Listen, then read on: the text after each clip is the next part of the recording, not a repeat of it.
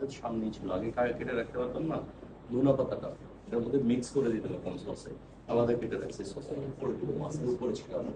Freshness কিন্তু আপনাকে আনতে হবে ফুডে, কিন্তু ফ্রেশনেস উড়ে আসবে না। ক্লিয়ার? ফ্রেশনেস আপনাকে ডিফাইন করতে হবে, কালেক্ট করতে হবে বাজার থেকে, প্যান থেকে, বিভিন্ন ইনগ্রিডিয়েন্টস থেকে। মানে এই জায়গাতেই হচ্ছে আপনার মেধাকে ব্যবহার করতে হবে, যে আমি কোন প্রসেসে গেলে লেবুগুলো আগে থেকে রাখলে ড্রাই হয়ে যায়, খেয়াল করে, ঠিক আছে? কারণ এটা ভিটামিন সি, ঠিক আছে? এটা সুপ করবে খুব দ্রুত, ঠিক আছে? রিডিউস হবে। ভিনিগার হাতে মাখবেন, দেখবেন নাই হয়ে গেছে, ঠিক আছে? খুব দ্রুত এগুলা সুপ করে নেয়, ঠিক আছে?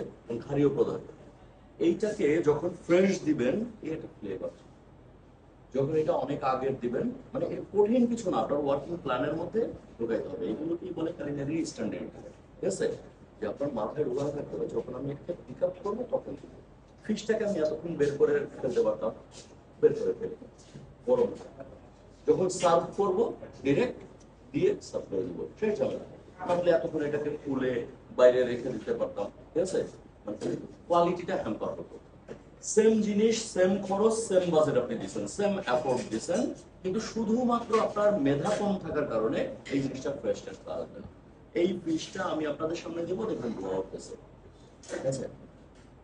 আবার এইটা কি আমি আপনাদের সাথে আপনাকে প্রেজেন্ট করব, মানে একটু চিন্তা ভাবনা না করে, এটা দেখবেন যে একটা ডাল হয়ে গেছে, কালারের উপরে